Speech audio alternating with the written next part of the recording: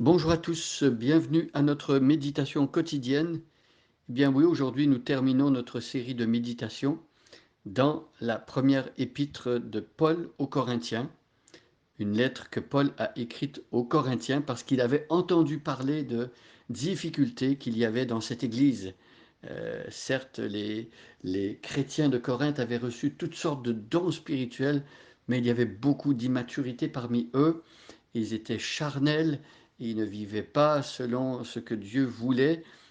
Et en particulier dans le domaine des dons spirituels, les Corinthiens rivalisaient les uns avec les autres.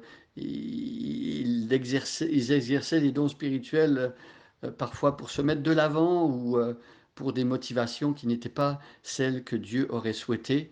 Et Paul rétablit les choses en expliquant clairement que les dons spirituels, que ce soit un don de prophétie, un don de compassion, toutes sortes d'autres dons, que ce soit des dons spectaculaires, visibles ou des dons plus cachés, eh bien tous ces dons doivent s'exercer, dit l'apôtre Paul, dans l'amour.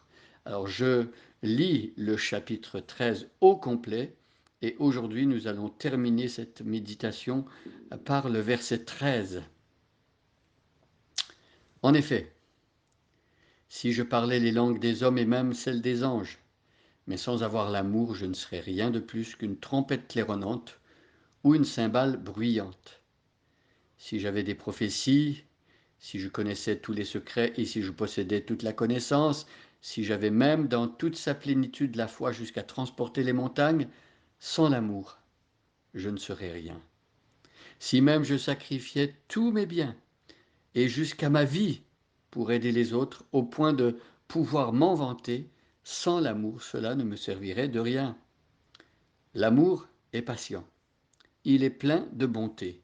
L'amour, il n'est pas envieux, il ne cherche pas à se faire valoir, il ne s'enfle pas d'orgueil, il ne fait rien d'inconvenant, il ne cherche pas son propre intérêt, il ne s'aigrit pas contre les autres, il ne trame pas le mal. L'injustice l'attriste, la vérité le réjouit. En toute occasion, il pardonne, il fait confiance, il espère, il persévère. L'amour n'aura pas de fin. Les prophéties cesseront, les langues inconnues prendront fin et la connaissance particulière cessera.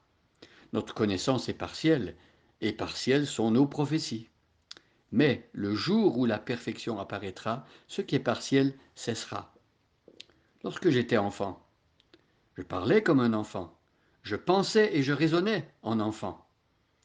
Une fois devenu homme, eh bien, je me suis défait de ce qui est propre à l'enfant.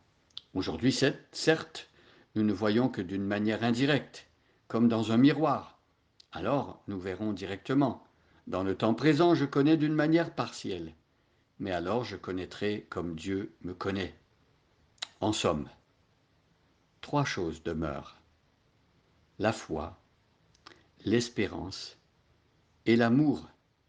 Mais la plus grande d'entre elles, c'est l'amour. Alors hier, on a vu que notre situation présente est telle que nous ne voyons que d'une manière partielle, indirecte, et même notre connaissance est limitée. Euh, mais Paul dit aux chrétiens de Corinthe qu'un jour, ils vont voir parfaitement, ils vont connaître euh, pleinement, et, et ils seront dans la pleine connaissance de Dieu. Euh, Autant Dieu les connaît, l'homme va pouvoir connaître Dieu de cette manière. Et bien sûr, on avait expliqué que quand il s'agit des hommes, c'est toujours limité parce que nous sommes des créatures, mais pour Dieu, évidemment, Dieu est omniscient. Nous ne serons pas omniscients dans le royaume de Dieu, mais nous connaîtrons Dieu sans obstacle, on va dire. Le dernier verset ici euh, fait le résumé de tout le chapitre en fait. Et Paul dit qu'il y a trois choses qui demeurent, trois choses qui vont être permanentes: la foi, l'espérance et l'amour.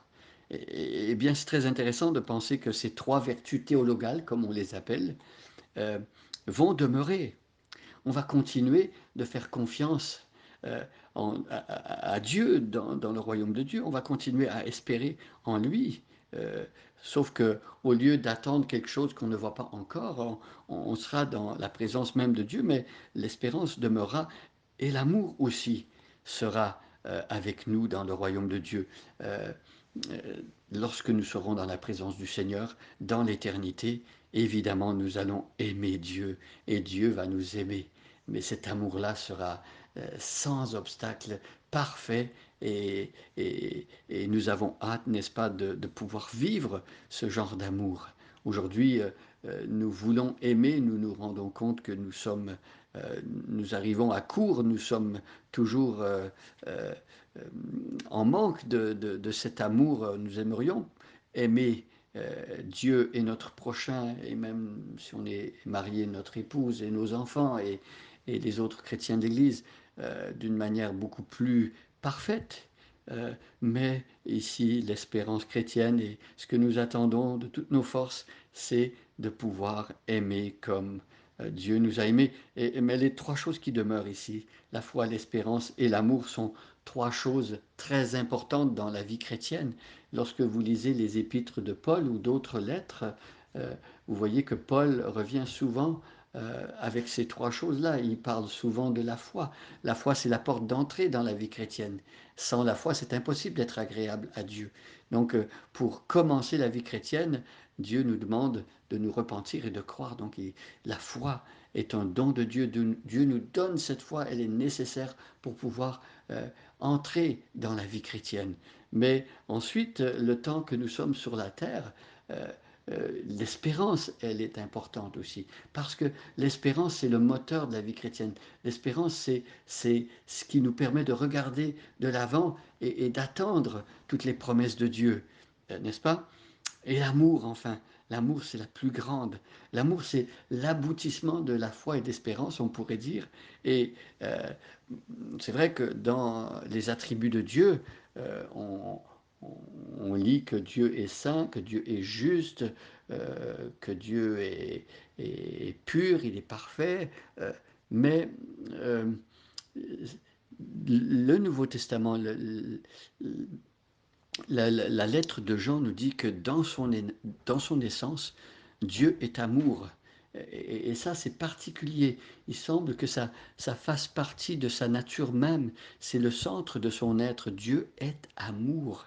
Alors, c'est un amour, pas comme un amour peut-être comme nous on le connaît, sentimental et euh, un amour peut-être qui est égoïste, égocentrique. L'amour de Dieu est saint, l'amour de Dieu est juste, l'amour de Dieu est pur, l'amour de Dieu contient tous les autres attributs de Dieu.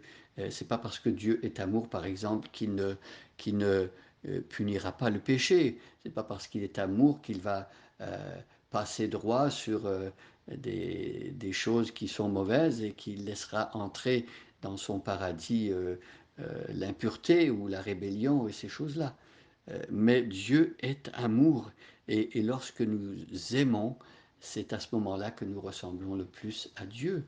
Nous voulons ressembler à Dieu qui a dit vous serez saints car je suis saint.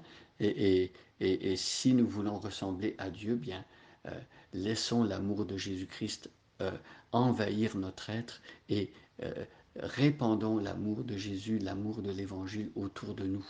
Bonne journée à chacun.